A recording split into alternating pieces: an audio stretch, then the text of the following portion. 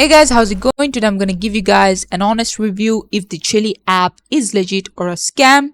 As you can see, we're on the scam advisor and they say that the identity of the owner is hidden. The Tranco rank is low, which means this does not get too much traffic. It does not allow us to analyze its content, which means it is blocked. And then another thing is this website has been classified as suspicious by IPQS. So right off the bat, we see major 3 red flags. Next we have Trustpilot. As you can see, 2.0 is a very bad rating. As you can see, 74% of 1 stars. This is scam. As you can see, another person says loot boxes error, which is a scam.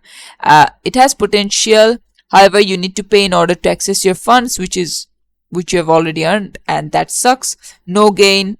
As you can see, like they banned his account, poor guy.